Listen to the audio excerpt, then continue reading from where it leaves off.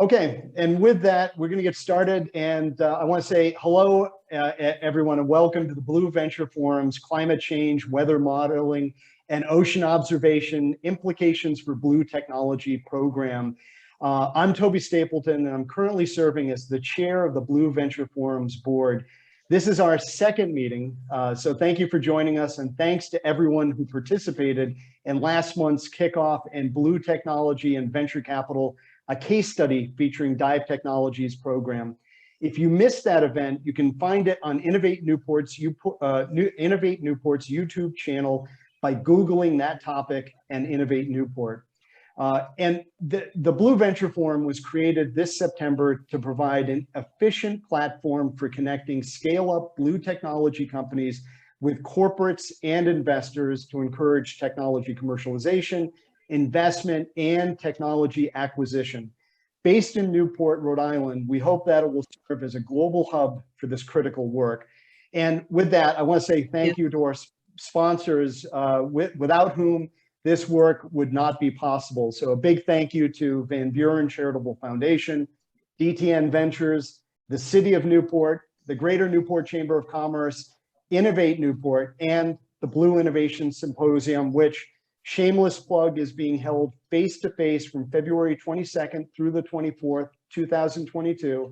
And you can learn more about that at blueinnovationsymposium.com. So I want to thank all of those organizations for their support, and you can learn more about us at the Blue Venture Forum at blueventureforum.org. And if you're interested in getting involved or learning more, you can reach us at info@blueventureforum.org, info@blueventureforum.org. There's a lot happening in the blue economy today, and particularly over the last 6 years, we've been seeing a steady increase in startup investment and acquisition activity. And the topic we're going to explore today is a timely one. During COP26, the UN's climate change conference that took place last week in Glasgow, Scotland, the need to better monitor our oceans is impacting them was emphasized. And we're now understanding how the oceans impact climate. So things like the severity of hurricanes can be better predicted with more accurate sensing systems.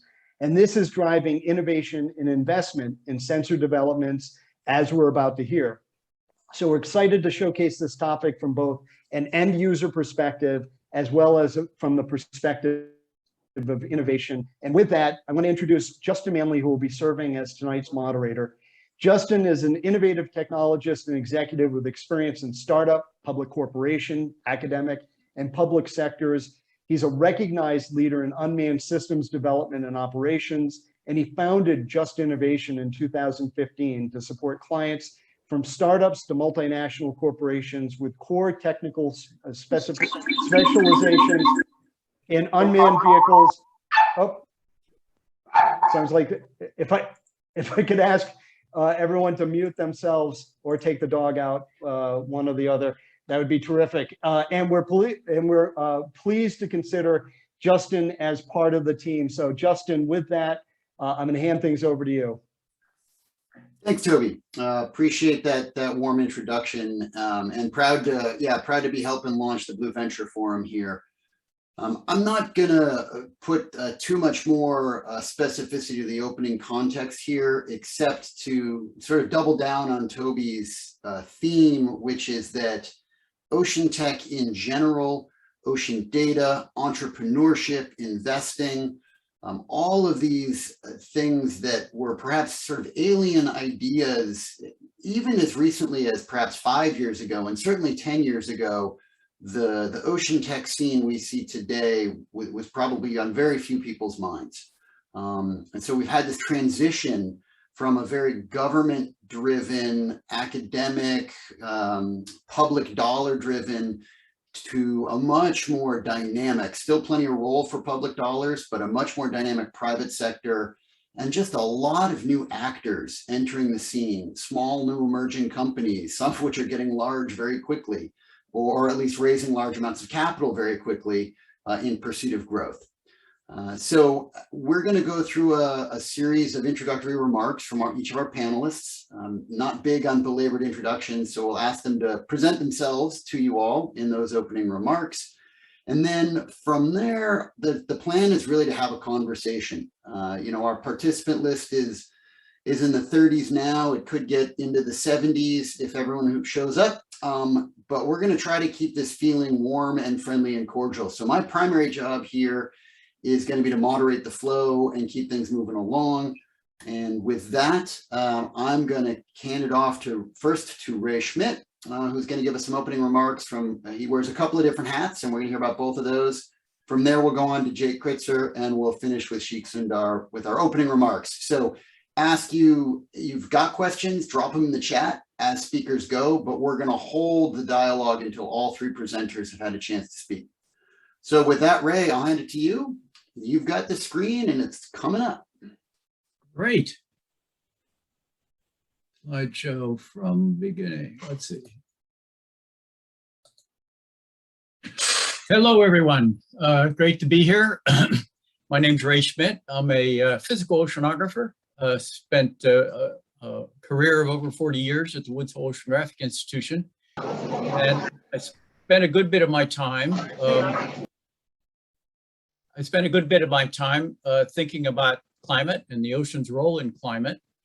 And I met some frustrations in doing that in my career. And it's a little bit hard to fathom because we know we live on the blue planet, right? I like this quote from Arthur Clarke back in 1990, how inappropriate to call this planet Earth when clearly it is ocean. The oceans have low albedo, means they absorb a lot of solar radiation, and they have 1,000 times the heat content of the atmosphere and 97% of the free water on the planet. So it's a little hard to imagine that the oceans have been neglected in the climate discussion, but they have. I just mentioned the heat capacity. They have 100,000 times as much water as the atmosphere and 50 times as much CO2. And they're obviously a dominant part of the climate system, and they've been neglected for decades by both the meteorological and the political communities. There's only one mention of the word ocean in the Paris Climate Agreement. That was COP25 5 years ago. And on a kind of a scientific level, I've found that the meteorological community had kind of sharp elbows, and they wanted to own the climate problem and weren't willing to cede much to the oceanographers, even though the ocean's got all the heat content and all the water. So, what are the consequences of this anthropogenic CO2 warming that we're seeing? We got sea level rise. It increases the upper ocean stratification. That means less vertical mixing. You get ocean acidification from the CO2 absorption. And there's more evaporation. Warm water evaporates a lot more easily than cold water. And that's a really important part of the whole energy system of the planet. The evaporation leads to stronger storms. Basically, all that moisture in the atmosphere is fuel for storms, fuel for hurricanes. And it gives you an intensification of the water cycle. So wet areas are going to get wetter, dry areas are getting it drier. We see that more, especially in the last decade or so, with severe flooding occurring in some places and severe wildfires occurring in others. The inhibited mixing is going to slow down the CO2 absorption, and it's going to lower ocean productivity as well, which is a whole concern for the rate of CO2 absorption by the ocean and for fish populations that we're relying on for protein. So one of my main research topics was the ocean water cycle. And at the top panel is the plot of evaporation minus precipitation. And the red areas are where it's evaporating mostly. Those are the subtropical gyres. And the blue areas where it's mostly rainfall, where rainfall dominates. So it's got high latitudes and then also the intertropical convergence zone on the equator. And in the lower panel is the ocean surface salinity. And you see the evaporation regions have made the ocean surface salty, and the high rainfall regions have made it fresh. So I had this idea that those variations in ocean salinity in the mean, this is the mean picture, could also translate into temporal changes. And the idea was that if some patch of ocean gets saltier than normal, it's bound to rain more somewhere else, because the only thing driving those salinity changes is the water balance at the ocean surface. So if it's more salty in some region, it's going to rain more somewhere else. If it's less salty, there'll be less rain elsewhere. And so one of the things that we've been able to do in the last couple of decades is a much better job on measuring ocean salinity. And this is today's locations of all the Argo floats, the Argo profiling floats. It's a program we started in the 90s. I was the main advocate for getting salinity on these profiling floats. I was also the NASA salinity science team leader for a decade or two. And the reason I was so interested in salinity, I'll show you in the next slide here. What we discovered was that idea of salty oceans indicating more rainfall turns out to work really well for predicting rainfall in the upper Midwest in the summer. So what we found is if the East Coast salinities from Cape Cod down to the Gulf of Mexico are saltier than normal in the spring, the following summer, there's a lot more rainfall in the upper Midwest and even flooding.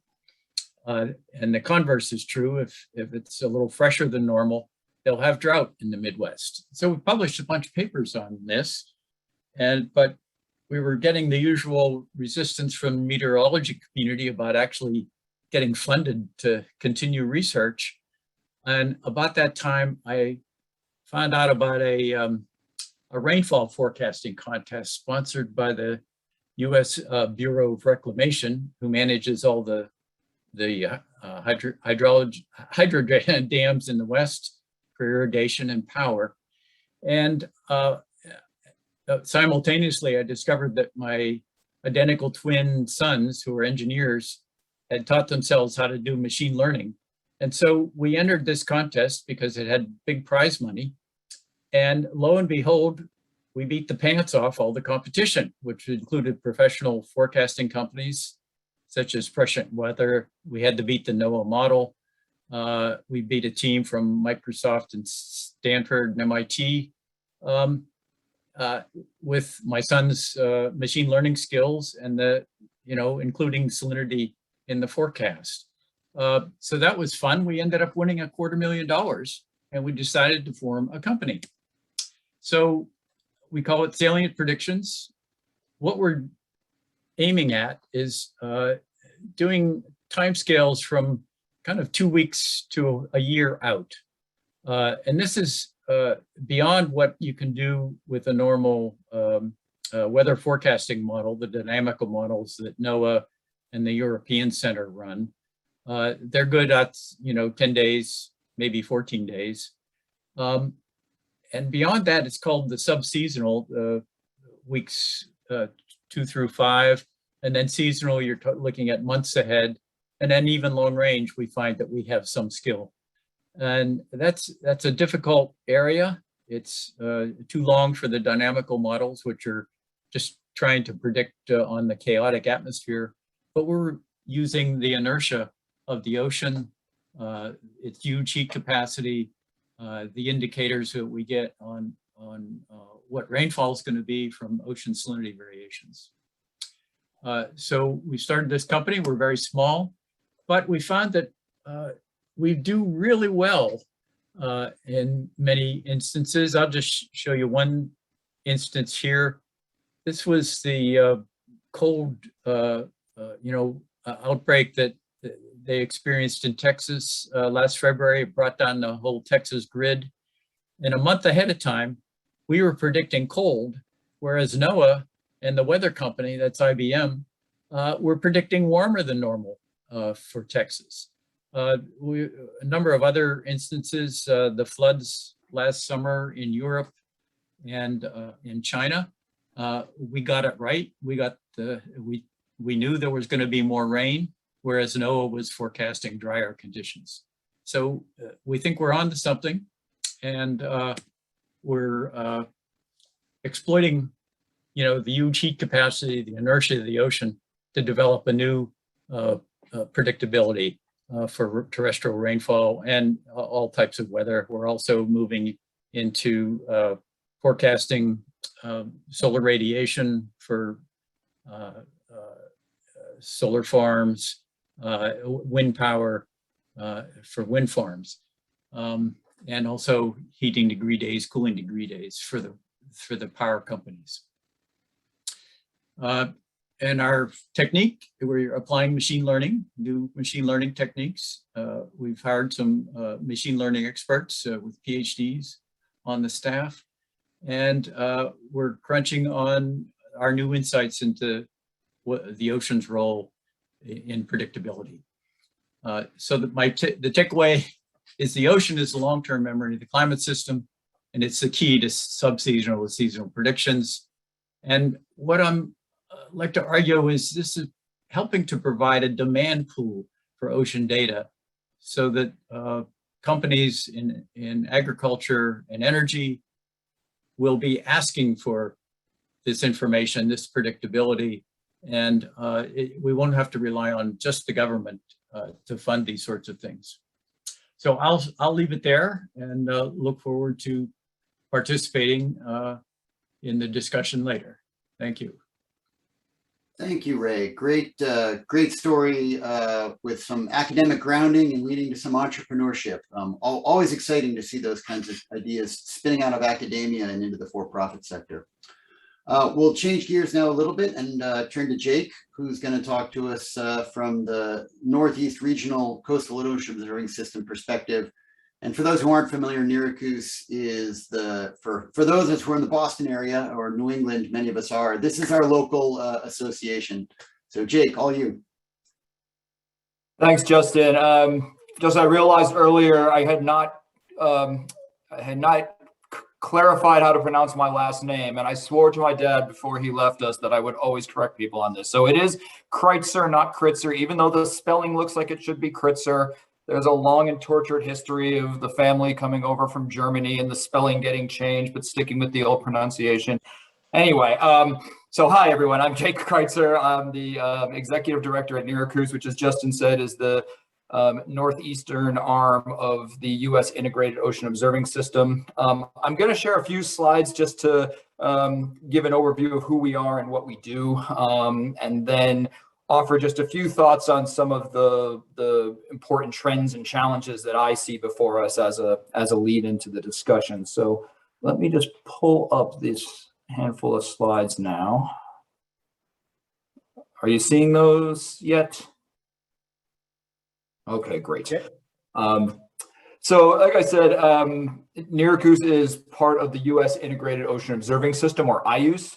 For those who are not familiar with IOOS, I'm assuming for this audience, most of you are, but just in case, IOOS is a partnership of 17 different federal agencies that is run out of a program office within NOAA. One of the things that's unique about IOOS, though, among federal programs is that most of the implementation of the program, the real on the ground or on the water implementation, is done not by the agency itself, but done through 11 regional associations, of which we are one, which are all independent 501c3 nonprofits.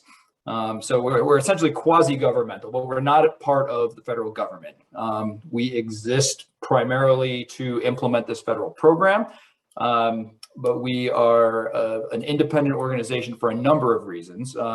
First of all, that gives us, a little bit of buffering from the ebbs and flows of politics and changing administrations and the like. We're not immune to that, but we are not directly answerable to any agency or those above them. It also gives us a little more flexibility in terms of where we can turn for funding, what we can do in the way of partnerships, and really just the agenda and vision that we can set for our region. And the system is highly regionalized. So each of these 11 associations, which cover all of U.S. coastal ocean and Great Lakes waters, what we do looks a little different. And there's a number of reasons that determine how, what the system implemented by each association looks like. And that has to do with local geography and oceanography and economic uses. And some of it's just history and inertia of what's been done in the region. But for the most part, what these associations all do is design and implement an ocean observing system that is founded upon a portfolio of technologies, some, but probably not all of which are illustrated here. So it includes things like fixed observing moorings, autonomous underwater gliders, land-based high-frequency radar stations, satellites, ship-based surveys, and other tools. And this obviously generates a lot of data. So another key function of these associations is to manage, integrate, and deliver that data, and deliver it through a range of data products, and either delivering the data directly or run through different oceanographic and other models of various types. So what each association does, the portfolio of tools looks a little different, but we're all drawing from a similar toolbox. This is a snapshot of what our program here in the Northeast looks like. As at NERACOOS, I mean, we're a relatively small organization. There's myself and 5 colleagues, although our 7th member is going to be hired relatively soon. But we really kind of serve as the hub of a much larger community, ocean observing community in the Northeast. Most of the federal funding that we manage comes in and goes right out the door to a range of academic, research, and private sector partners that actually put into place the observing system. So we don't actually go and deploy the buoys and run the gliders, but we determine where they should go and what they should try to do, and then work with larger research institutions to get that work done. And this image actually is a little bit outdated. We just started a new 5-year award from NOAA that has actually enabled us to add a few new partners, and we hope to keep doing that over time. The data we generate serve a wide variety of uses. Far and away, though, most of what people come to us for is for real-time data on ocean and meteorological conditions. And we know this through any number of online surveys, interviews, just feedback we hear all the time. So I put up here a snapshot of a data product that we maintain, known as the Mariner's Dashboard. What this enables is access to real-time data on ocean conditions from the network of observing buoys throughout the Northeast. I should have noted that the work we do extends generally from Long Island Sound to the Scotian Shelf. And by design, that overlaps with the Mid-Atlantic Regional Association to the south of us, as well as Canada's Atlantic Ocean Observing Association to the north. And we collaborate quite closely with both of those entities. This map here shows the various buoys that you can go into this product, log on to, and see what's happening right now, look at what the recent trends have been, and also tap into our forecast models to see what's likely coming in terms of wave height and water temperature. I'll note that all these dots you see are not all NERACOOS buoys. Ours are only a subset of them. So we also serve, I think, an important function as kind of an integrator of other ocean observing work. We're not the only game in town when it comes to ocean observing in the region. So there's entities like the National Data Buoy Center, which has buoys that we ingest data to, and in turn, data from our buoys go to NDVC databases. But this is, we hear time and time again, what most of our users are coming to us for is to know what's going on right now for safety, operational, navigational needs. I would say commercial fishermen are probably our single largest user group, just by virtue of their numbers and their time on the water. And we hear often that commercial fishermen, have their morning coffee with us every day at 4 a.m. to decide if it's safe to go out and pull traps or not. But many of these stations that we're managing have been in place for 20 plus years. So, and I think this is becoming an increasingly important function of our work, is that we actually are able to generate and have been generating long-term time series of ocean conditions. So I put up here a plot. This is we've been tracking a heat wave in the Gulf of Maine this past year.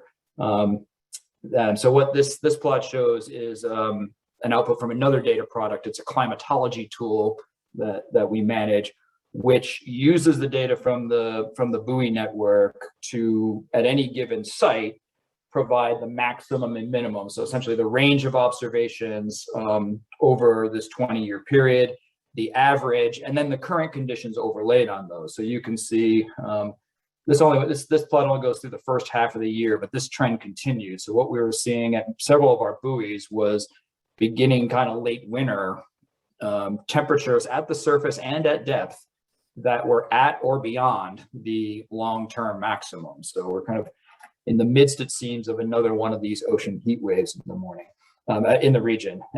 But you know, as concerns about climate change and its reality, frankly, grow, it seems, year by year.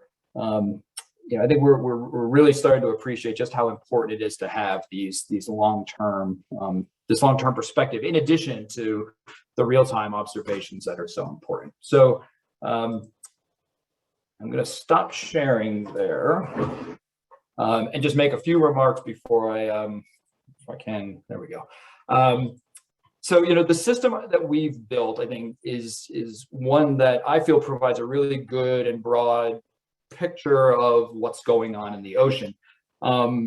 It's long had a focus on physical oceanography. Over time, chemical oceanography came to be an increasing focus. And more recently, the biology is starting to catch up, but I think that's an important growth area. I think it's important to note, though, that for the most part, this system was not constructed to meet very specific user needs. There are exceptions to that rule, but it was really a system that was designed to give us a broad perspective on the ocean. Nevertheless, we see quite clearly that communities of users have built up around different components of our system, whether it's a particular buoy that local fishermen or whale watch operators or recreationalists use, or the network as a whole and the models it produces.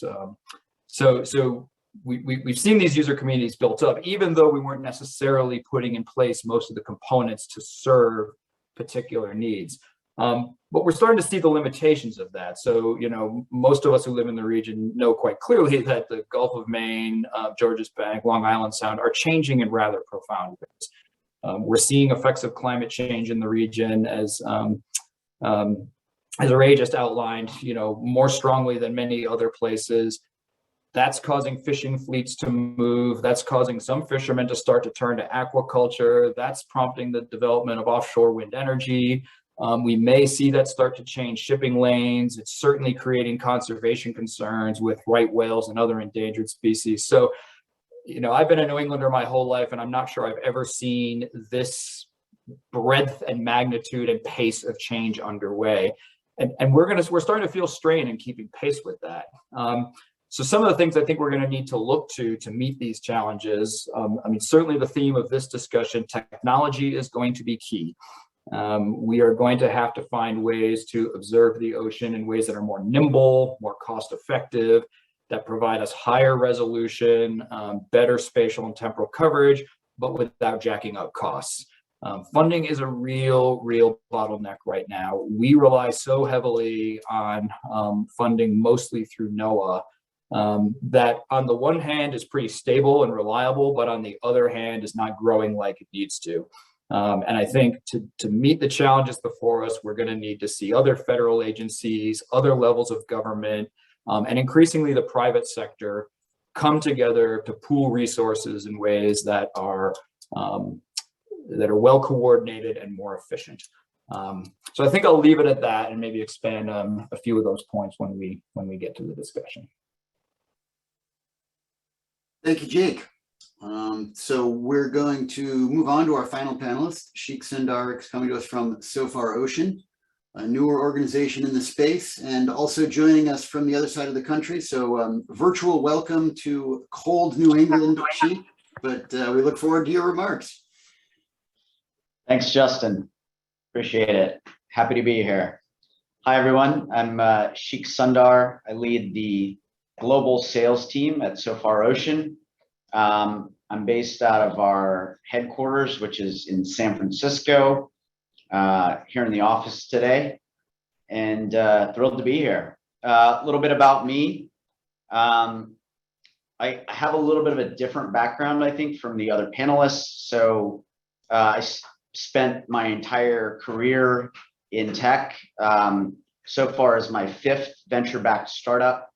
I've led sales and go-to-market at 4 other venture-backed startups. I've also started and sold my own venture-backed startup. I've worked in domains starting in health tech, and then marketing tech, and then in process automation, and a lot of different go-to-market motions, from enterprise top-down to product-led growth bottoms up. And for me, working at SoFar is a dream. I'm a surfer. You can catch me at Ocean Beach almost every weekend. I'm a sailor. I spent a year living on a sailboat in the Mediterranean. I've done an Atlantic crossing. I've sailed most of the Pacific coast from California down to Panama. And so have a deep appreciation for, deep personal appreciation for the scarcity of ocean data, especially in the open ocean, and how valuable that is. I'm going to share a few quick slides to give you an overview of SoFar, for those of you who aren't familiar with our company. Hold on here, make sure I got the right screen.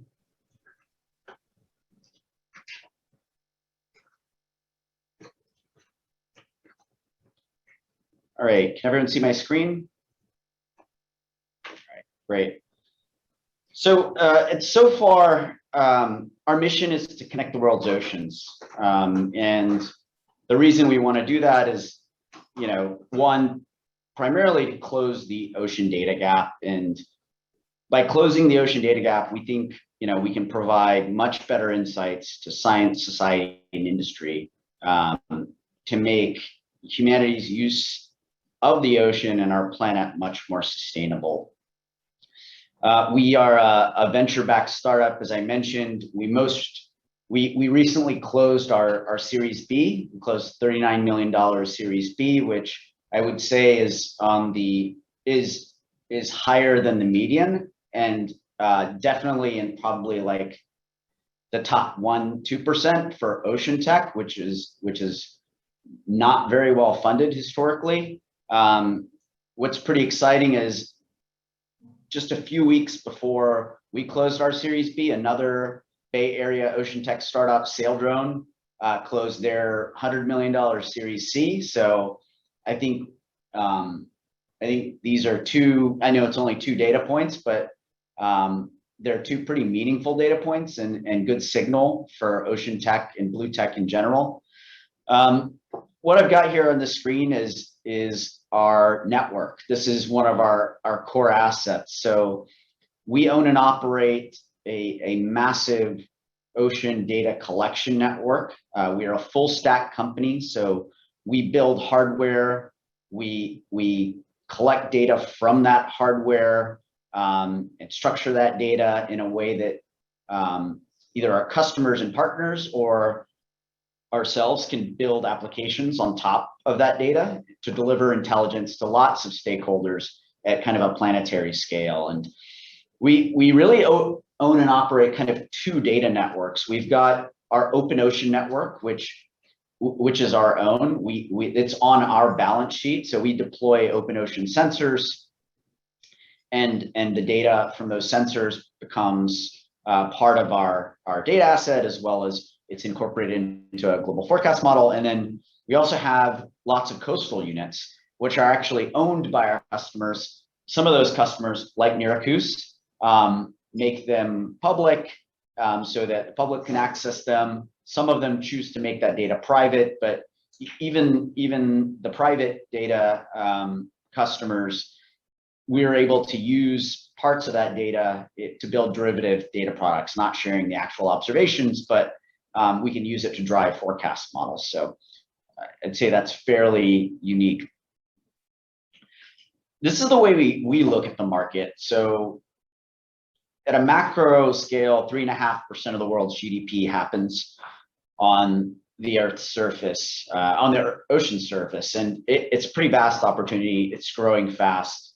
And within this landscape, there are really 6 verticals that we're going after right now, which are listed here: shipping, aquaculture, offshore renewables, coastal resilience and insurance, conservation and research, and then government and defense. And the numbers you see up top are really the macro market numbers, the size of these.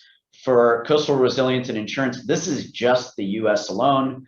For aquaculture, this is just ocean aquaculture. So this does not include freshwater aquaculture. If you included freshwater aquaculture, it'd be much bigger. So this is primarily open ocean and coastal aquaculture.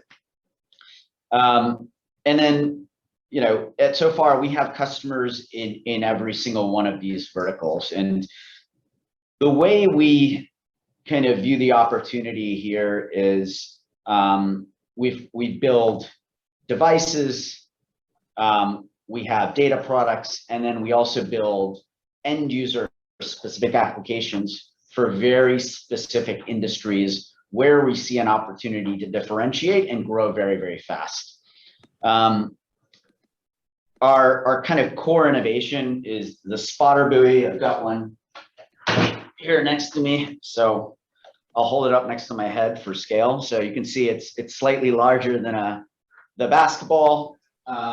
It's got solar panels and carries a sensor payload, collects information about the environment, and then transmits it via satellite to the cloud, where we can ingest it and then incorporate that data into our data models, and then use that data either to deliver real-time observations to different services, applications, or to some of our internal products like our weather forecasts. So we actually run an operational weather forecast that's synchronized with NOAA and ECMWF.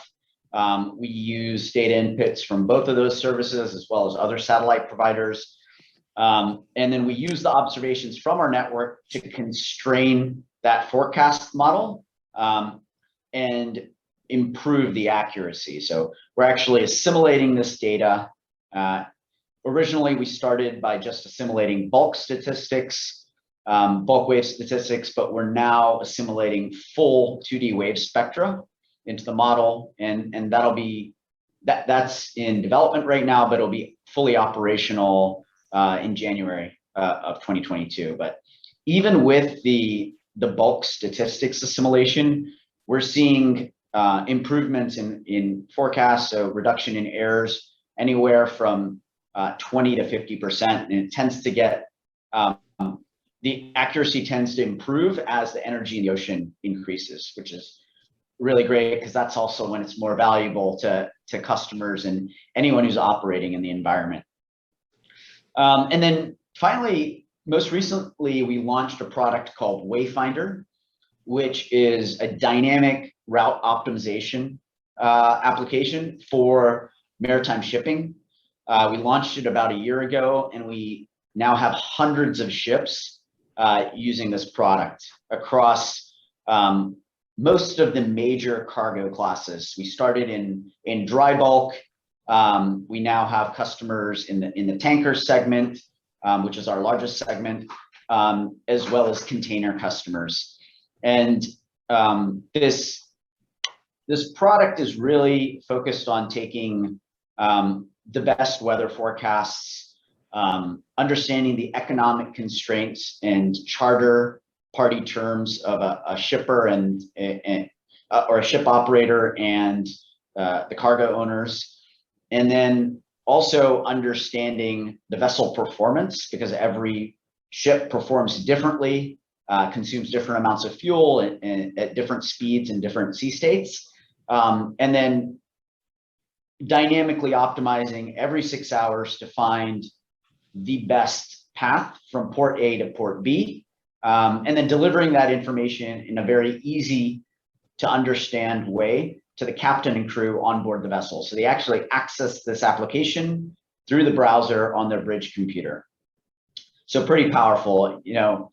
I think Ray had mentioned that, you know, his biggest customer base are the fishermen who every morning at 4 a.m. get their coffee and check the forecast and the models in your system. It's very similar with us. One of our biggest constituents is the captain and crew of these cargo vessels who every day at 8:30 a.m. local vessel time will get their coffee, walk up to the bridge, get the latest updates on waypoints and speed profiles and power guidance, inspect their weather along their route in Wayfinder, make some adjustments, and then, you know, send an update to the crew and engine room as to how they want to run the ship for the next 48 hours. So really cool to hear that parallel. You know, Wayfinder is our first end-to-end kind of application that goes deep into a specific vertical. We expect to launch a second product given the success of Wayfinder in another vertical. We're still deciding what that might be. Offshore renewables is a massive growth area and there's potential there. Coastal resilience and insurance is another one that we're seeing a lot of early traction in, especially on the device side. So potentially could go that route as well. And then I just thought I'd leave you all with this super hectic and chaotic graphic, which shows the growth of our open ocean network over the last 2 years, actually less than 2 years, like 1.5, yeah, just over 2 years. So we started seeding this network in the Northern Pacific to kind of prove out the concept that you could build and deploy a large scale, inexpensive sensor network and then assimilate that data into improved forecasts. And once we had proven that and got some validation from the scientific community in terms of peer-reviewed papers, we immediately started growing. So we expanded to the Southern Pacific, sorry, and then immediately into the Indian and Atlantic. And then Northern Atlantic was the last part of the network to be populated, but we now have coverage across all 5 oceans. And you can go to weather.sofarocean.com. It's a free tool, and you can see our network of open ocean sensors at any given time and know what's happening anywhere in the open ocean and see the real-time observations. Thanks.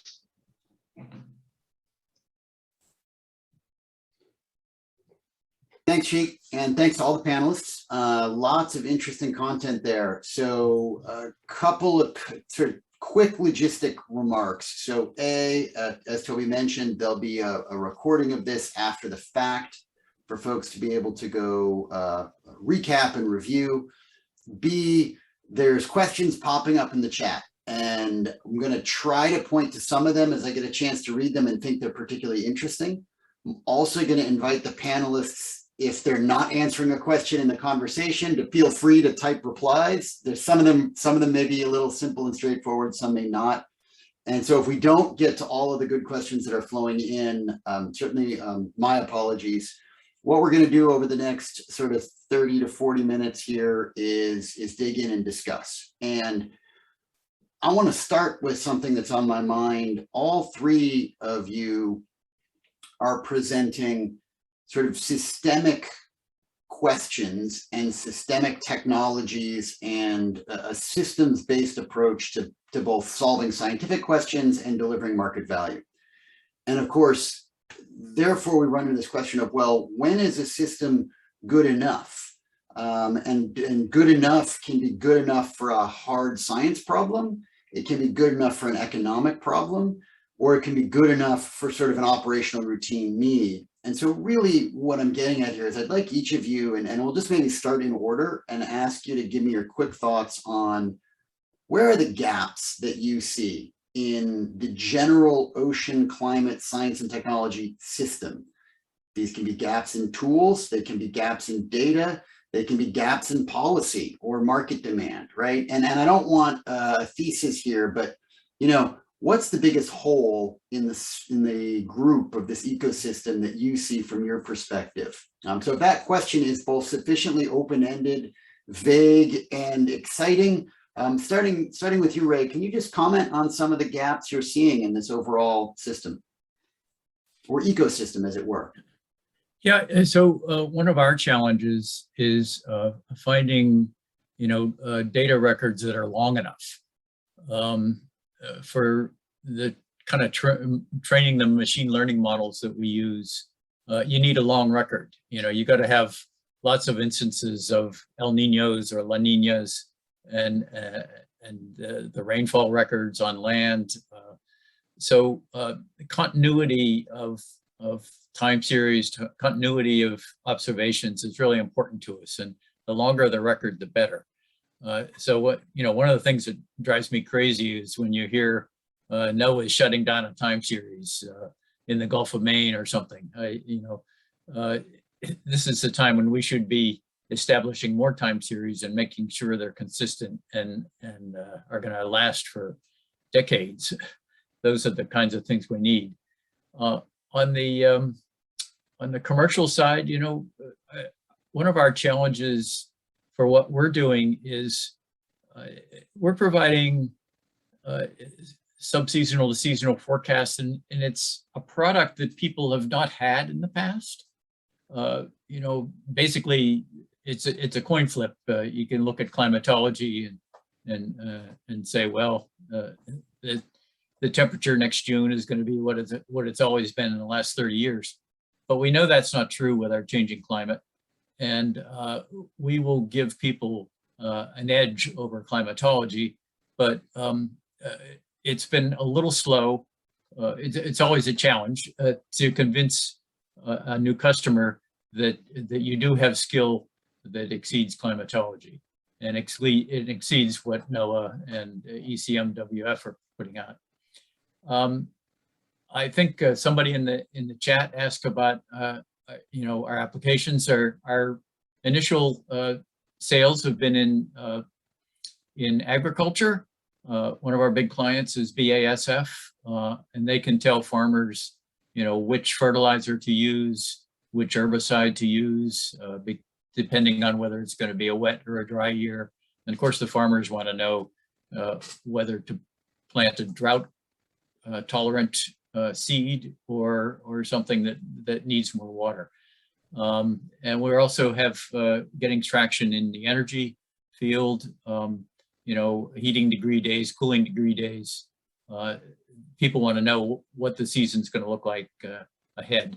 And so those are some of the things we're doing now. And the challenge for us is to convince people that we do have skill in this kind of underserved market, subseasonal to seasonal. Thanks. Jake, thoughts on opportunities, gaps in the system as you choose to define it? Yeah, it's a great question, Justin. I could probably fill the remaining time we have trying to answer it, but I won't, I promise.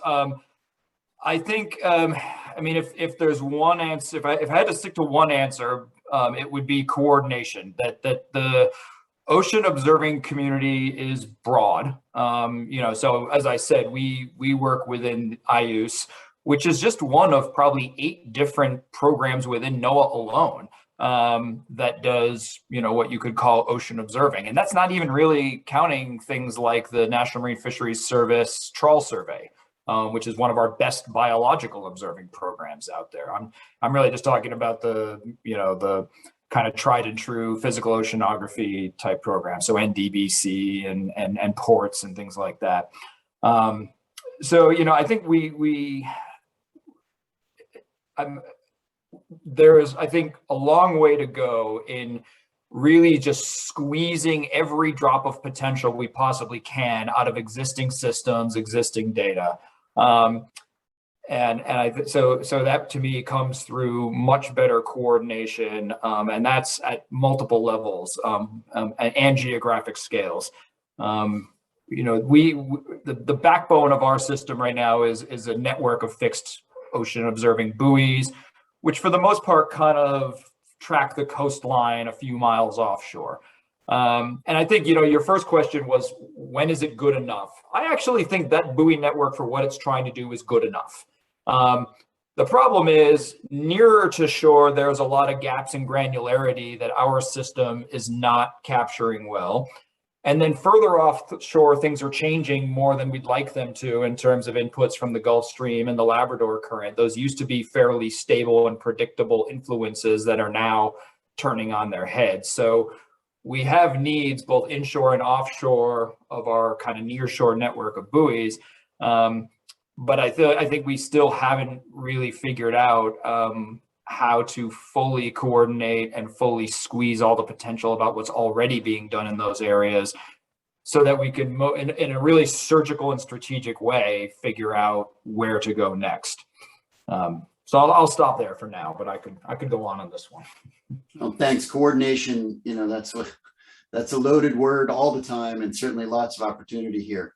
Sheik, some thoughts, and after you offer some remarks there, I think there's a half a dozen sort of high-level quick questions you might want to touch on before I open another thread. So your ball.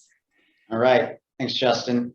Thanks, Ray and Jake. And sorry, Jake, I think I called you Ray when I was referring to your fisherman constituents. But if people want to mistake me for Ray, I find that quite flattering. So no problem at all.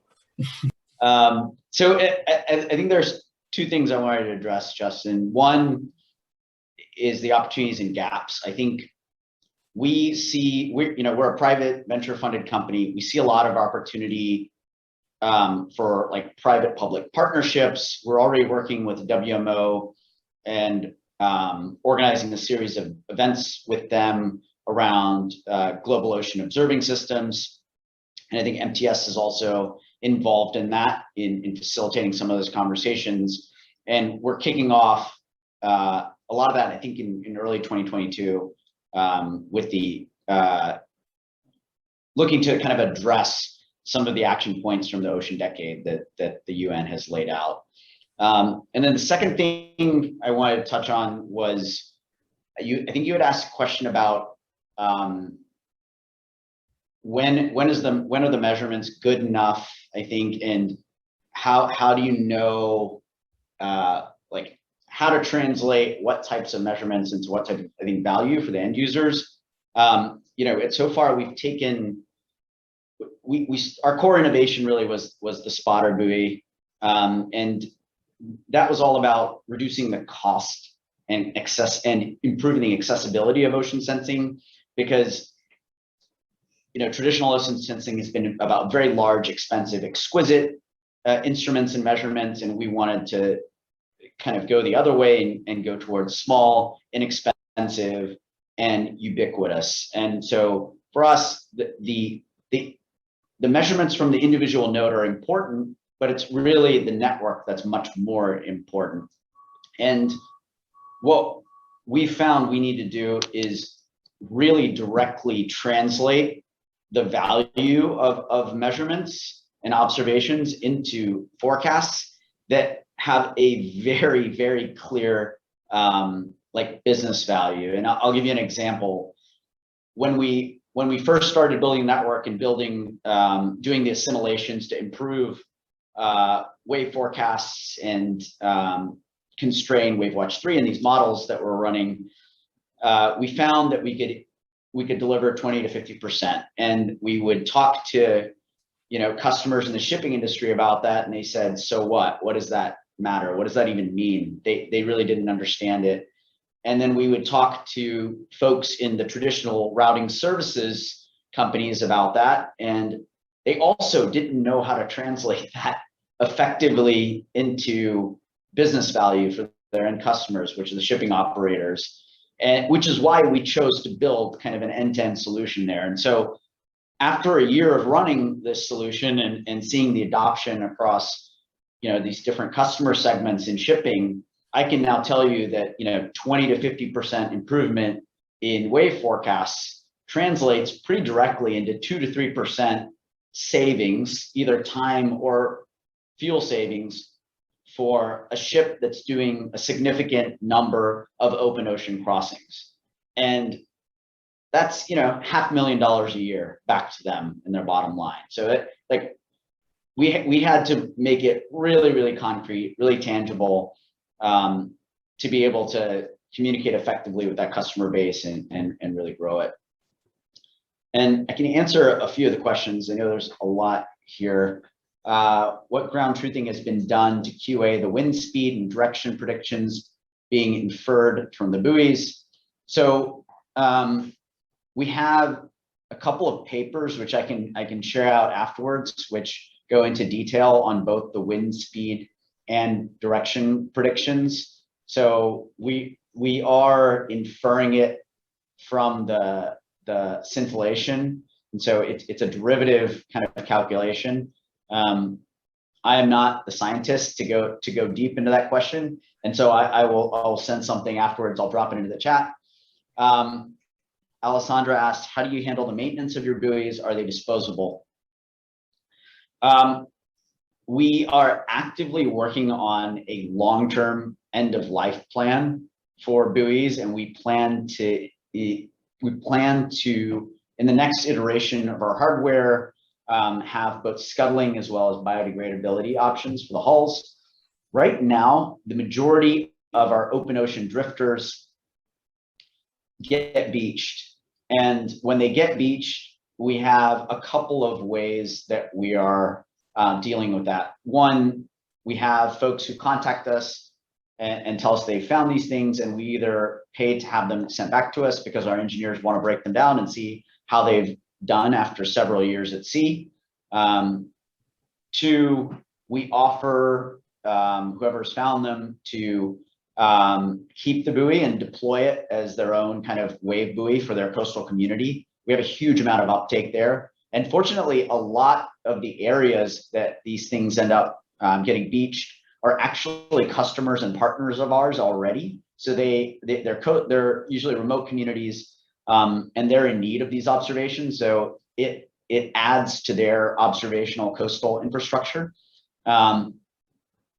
And so those are kind of the primary recovery mechanisms right now. It's like working through the partnerships with the community and existing customers, and then reaching out to local folks whenever they do get beached, or having them contact us through the contact mechanisms on the buoy in order to get them recovered or redeployed. There's a couple other questions. Can you clarify how gaps in measurement are addressed in the metocean conditions measured? Is there some kind of interpolation used? Is there also a plan to address gaps that form from the drifters? Is there a maintenance plan to deploy and redeploy floaters to maintain coverage? So, our buoys are measuring waves, wind, sea surface temperature, and the latest versions also measure barometric pressure, and we have microphones to measure rain intensity. What we do is when we take all the observations in, we're now using a very, I think, crude assimilation methodology. I think it's called optimal interpolation. We plan to get a little more sophisticated in terms of our assimilation, I think in Q1, Q2 of next year. I can provide some more detail on that. Again, I don't have a science background to go that deep. So Sheik, I think that's, so there's probably some more bits and pieces in there, but I do think you're hitting on a depth of science and technology that maybe we don't want to go into right now. Sure. But yeah, great to have papers, and I see folks putting some links and things in the chat. As a side note, we'll do our best, Toby, to make sure we save that. So not sure when this video comes back. But Blue Venture Forum, right? This is a new thing for us. We're going to try to make ourselves as supportive of all of you as possible. So we won't lose any of that. That's for sure. I want to open a different thread of conversation here, right? Just amongst the three of you, we have sort of seen academia leading to entrepreneurship, and Ray mentioned a need for time series data. and a NOAA system going offline. And then Jake, you're an independent NGO, but you get government funding and you have members. And Sheik, you just raised more money than I think Jake's group has seen in their entire existence, right? For example, on the coming from the private sector, and you gave us markets with big dollar figures. So there's some really interesting interplay here between the public sector, private sector, research and industry. And Jake brought up coordination. And I'm curious, again, take this question where you will, but I'm interested in either success stories where you're seeing these potentially communities not necessarily against each other, but not necessarily always aligned. If you're seeing success stories where there's alignment leading to higher value add, or if you have a specific example of an issue, a challenge you see between these communities. And I ask you to say those not in the spirit of complaining, but in the spirit of identifying opportunity that forums like ours or professional societies, MTS came up, I happen to be involved there. Let's get some points on the board that we can work on as a community. So hopefully that, again, vague but open-ended, a little pointed, and Ray's got his hand up. So Ray, we'll start with you and we'll go through in order again. Your ball. Yeah, thanks.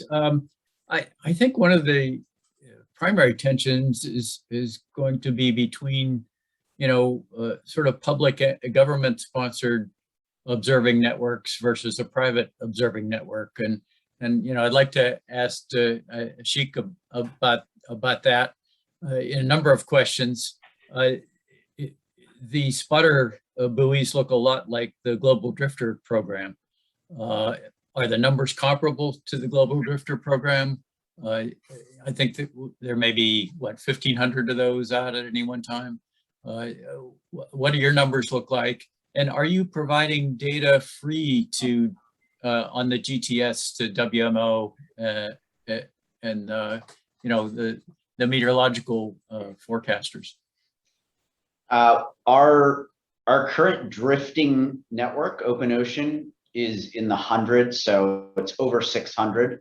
And the difference, I think, so these are our full metocean wave buoys, right? Every single one of them. And I think Global Drifter program only has a handful of actual full wave buoys. Most of them are measuring currents, right? Salinity and temperature, but not necessarily waves. So that there's a distinction there, I would say. And right now we have a non-commercial data license program. So we make the data freely available for non-operational use cases. That means researchers who are writing papers and for academics who are going to use it for educational purposes for those two cases. We have talked to NOAA about a large data sale. We're still in that process that would make large sections of our network available through the GTS. There are challenges there, right? Because it's suddenly, one of our competitive advantages on Wayfinder, for example, is our network. And it's one of the reasons the product is growing so fast. And we're taking market share from a lot of incumbents in that dynamic ship routing optimization space. And, if we make that data publicly available through the GTS, does that cannibalize our business? I think there are ways to figure it out, and we will probably get there. And I think we'll have better answers for it next year. One other thing I would add is, we're at around 600 open ocean drifters now, but we plan to be at 2,000 by the end of next year. So this is continuing to grow really, really fast. Yeah, I think Saildrone is facing many of the same problems. I know there's a great interest on their part in providing data to NOAA, but of course they have to be paid for it. It's a service, and somebody's got to pay for all the man hours that go into putting these things out. So do you deploy your drifters on ships of opportunity or research vessels? We do. So we have a number of partners in the research community. We have a number of partners in defense organizations around the world. And then our shipping customers are actually one of our largest deployment channels. We have buoys in warehouses in Singapore and all of the major kind of shipping ports. And our customers will pick up pallets of buoys and just drop them along their strategic routes. Because every buoy that hits the water provides more information to them that's operationally useful, and then improves their routing optimization. So they're heavily incented to help deploy for us. And I don't know if you've ever been on one of these long cargo vessel passages, but they're pretty bored out there, and they're always looking for things to do. Yeah. So Jake, let's make sure you get a chance to chime in on the sort of the spirit of the discussion here. Yeah, Justin. Well, to go back to the question you asked, I think had to do with successes, right? And Yeah, or challenges, but just that interplay, right? I mean, we this was a great little dialogue, right? We just heard, I'm sure you can add some more experience or thoughts onto that. Yeah, I think, despite what I said earlier about the importance of coordination, and you're right, that is a loaded word and it can mean whatever you want to mean. And I think at the end of the day, when we're dealing with an arena that is kind of as vast and complex and sort of beyond jurisdiction as the ocean, it's always going to be a really fluid, no pun intended, shifting landscape of actors. And I think for those of us focused on ocean observing, recognizing and getting comfortable with that is a necessity. I see really promising developments in that space. So, a few examples just from our work. I mean, we've relied heavily on public funding to build the system that we maintain. And as I said in my opening remarks, we're starting to feel strain there, where the funding is not keeping pace with the need, but we're also starting to see the system kind of expand and diversify in promising ways. That needs to speed up. For example, through the buoy viewer I showed earlier, one of those dots on there is an observing buoy that's put out by Mayflower Wind. So they put that buoy out for their own business needs to get baseline data and help plan construction and maintenance at their lease. But they also saw benefit and to meet their own kind of corporate ethics, visions of providing that data back to other users and other mariners. And so that was an example, I think, of where we were able to opportunistically ingest new data and had a private sector partner who was willing to provide it, that now has benefit beyond, I think, what either entity could have done on its own. We've had, another example would be heading to the other end of our range up in down East Maine, the Bar Harbor Whale Watch Company. They are a sustaining member of NERACOOS in large part because they see a lot of value in one of our observing buoys out there. So, their operation is not at a scale that they're going to sustain a buoy like that on their own, but they don't want it to go away. And I think that contribution is a really tangible symbol to NOAA and others that this asset, in addition to its scientific and regulatory and search and rescue value, has private sector value as well. They want a safe, enjoyable experience for their users. So, we have, and there's others I could point to as well, but we have these instances where this largely publicly funded system is starting to branch out to have, stronger tie-ins and buy-in from the private sector. And that's just really going to need to grow.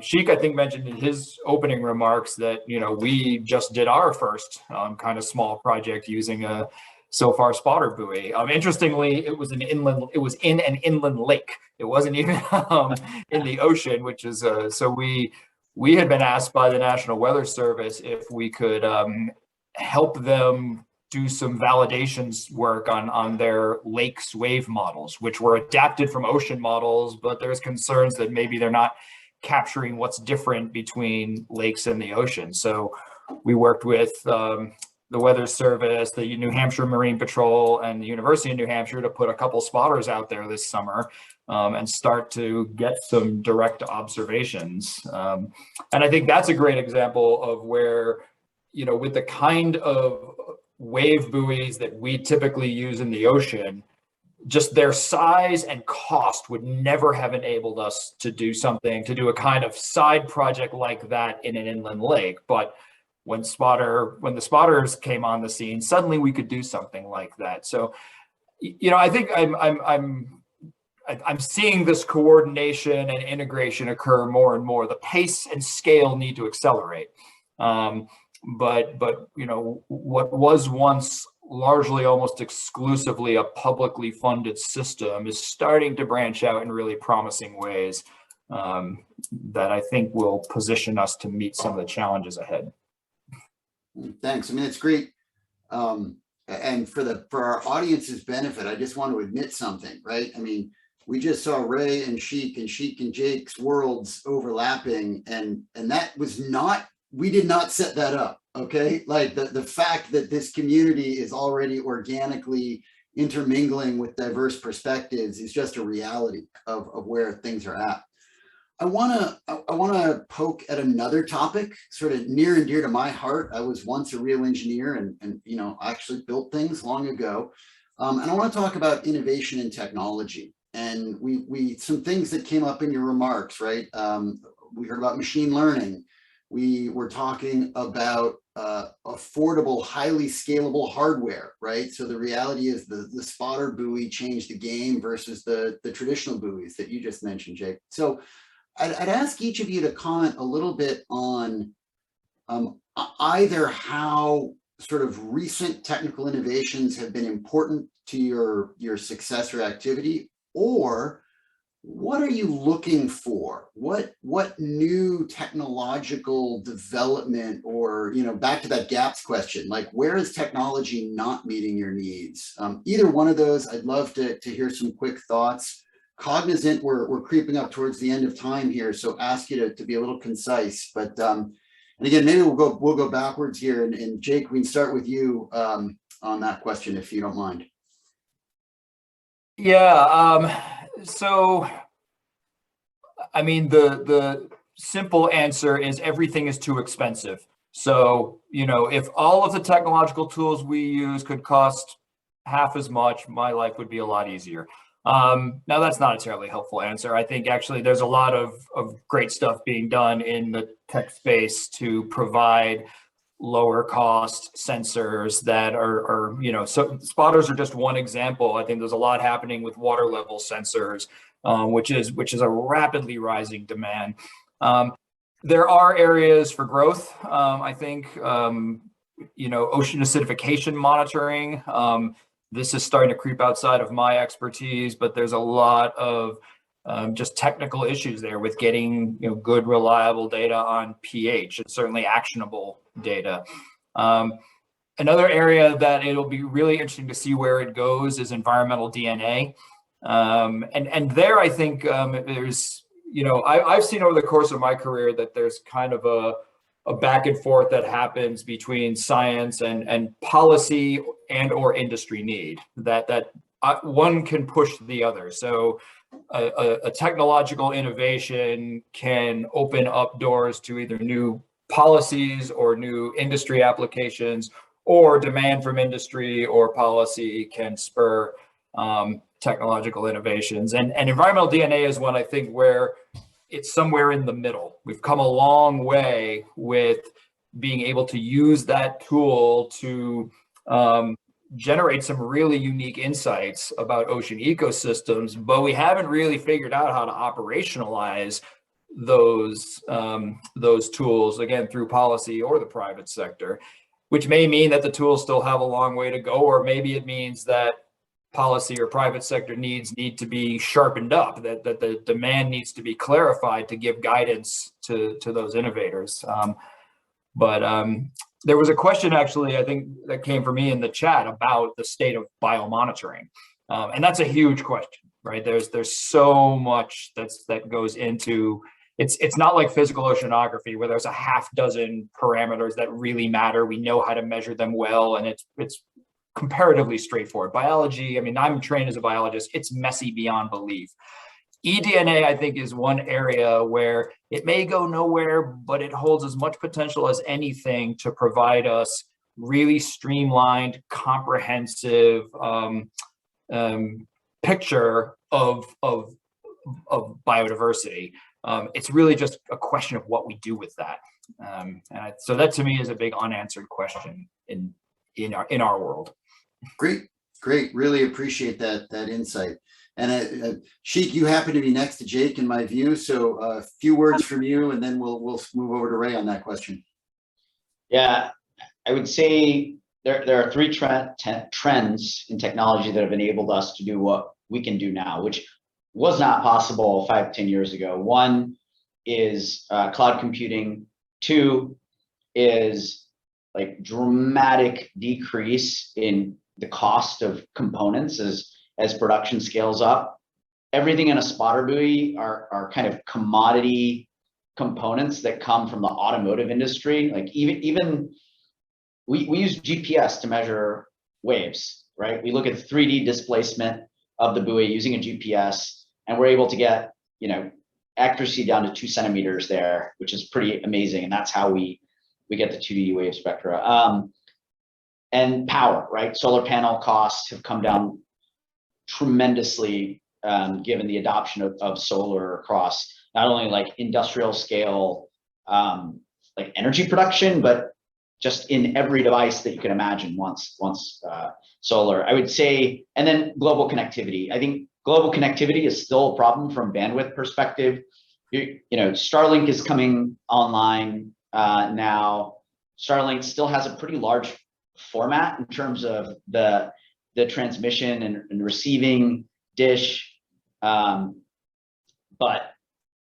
we're very hopeful. They recently acquired Swarm, which was really cool. Swarm is the next generation global IoT network, which will have acceptable latencies by end of Q1, like sub 5-minute latency. And so hopefully something cool will come out of that acquisition, and we'll have like smaller format, higher bandwidth connectivity globally as well.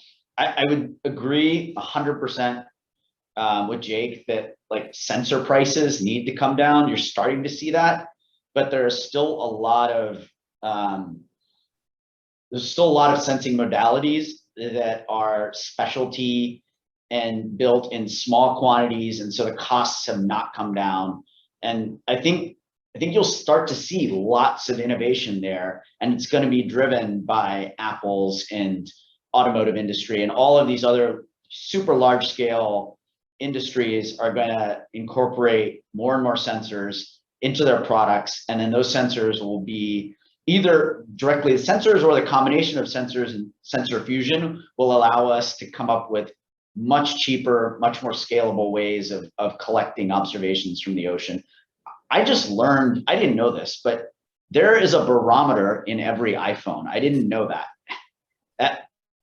I was completely shocked to learn that. And I don't know what other sensors are in here. Now I'm like, I want to do a breakdown and know what else is in here. But every iPhone has a barometer. I had no idea that was a thing, but. Cool. Yeah, no, great, and really helpful to connect, all the other forces of the economy and the technology economy into our world. Ray, any thoughts on the science or technology innovation from your side? Well, I'll point out a perennial problem that we've always had in deploying sensors in the upper ocean, and that's biological fouling. It's particularly a problem for salinity sensors, which is one of my main interests. And either you're trying to put some nasty stuff like tributyl tin, but even that won't last more than a year. And the ablation of normal anti-fouling paints causes a sensor to drift. So that's one of those challenges that I'd love to see somebody solve simply. As to, there's a lot of work being done to do chemistry on a chip But I think they're going to be stymied by the biological fouling problem too, for sensors that are going to be sitting in the upper ocean for a long time. So I see a lot of challenges there. I agree with Sheik that the global connectivity, the lower cost of instrumentation, the low power consumption and the electronics and the power you can get from solar panels, they're all great things, and they're really helping move the field forward. But I'll tell you that biological fouling is one of those problems that's not going to go away easily. Justin, could I just weigh in and echo what Ray is saying? We last year we had some COVID-induced service delays on several of our buoys, and by the time our teams finally got out there and pulled those to replace sensors and the like, it was pretty remarkable what had grown on them. In just those extra few months of being in the water, and that's also, it's a big problem in the areas where we need the observing most. In nearshore areas, we've got a lot of nutrient enrichment, and you want to track things like nutrient levels and dissolved oxygen, and that's where the biofouling tends to be worse, where the impacts are greatest. So Ray's right on there. Yeah, and I'm gonna put on my engineer hat, or maybe my business guy hat at the same time, right? One of the things that's interesting to me is there's been this ongoing dynamic between a demand for incredible precision and incredible accuracy. I'm very sensitive to the CTD question, right? So in a past life, I spent a fair amount of time on the sales side of the Apex float business, right? The Argo floats, and this question of, well, wait a minute, the instrument is more expensive than the platform, right? And why is that? And, well, it had to be this good, but then there's these questions of biofouling. And one of the things that this strikes me, and Ray mentioned time series of data, right? And science demands a lot of precision. Sometimes operational oceanography does not demand the same precision. And then sometimes, someday, perhaps we'll get to this point where maybe virtual observations, which are derived from some massive cloud of data, right, will actually be good enough. So it's really an exciting question to think about, the intermingling of all of these things. And I'm sensitive to time here. So what I'm going to do is I want to mention a couple of things and then hand it back to Toby to close this out. But for all the audience members, Blue Venture Forum, we're going to keep doing what we do with a focus on our niche, but two other activity sets that I'd like everybody to be aware of. Sheik mentioned the Marine Technology Society, and that is a global body. Yeah, I'm president-elect. Okay, so this is a shameless self-promotion or something, more volunteer work for me. But there are bodies that want to coordinate across markets and across sectors and across entities. And then another very, very new body, the UN Ocean Decade, was brought up very, very briefly. The UN Ocean Decade has been very much science focused and not so much technology. We now have, and I say we because yours truly has gotten suckered into serving on what we call an informal working group. So there is an informal working group on technology and innovation coming underneath the UN Ocean Decade. So stay tuned for more on that. So there's a lot of ways to coordinate and collaborate. So that's big picture. We've talked about a lot. Toby, I'm going to hand it back to you to bring us home and make sure we close out on time or even a minute early.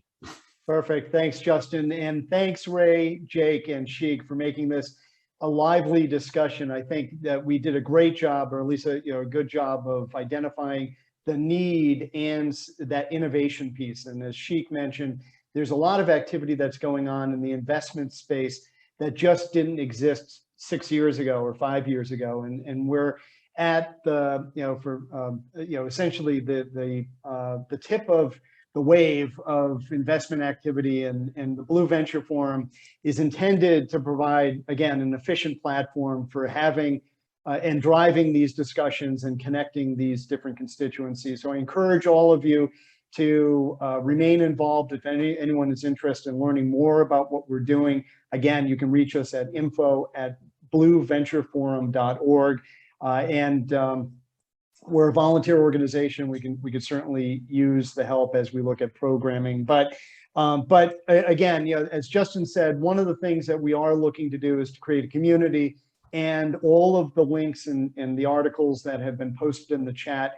I've captured those, and we will be pushing them out through our next newsletter with Ray, Sheik, and Jake's permission. And so stay tuned and look for that material there in case you missed it in the chat box. So with that, thanks to our panelists. Justin, thanks for a great job of moderating this program. And thanks to all the attendees. We look forward to seeing you at the Blue Innovation Symposium, February 22nd through the 24th, or at our next Blue Venture Forum, which will be in a short order announced through the newsletter, which you'll all be subscribed to. So thanks again. Have a great night. Thank you, everybody. Good night. Thanks.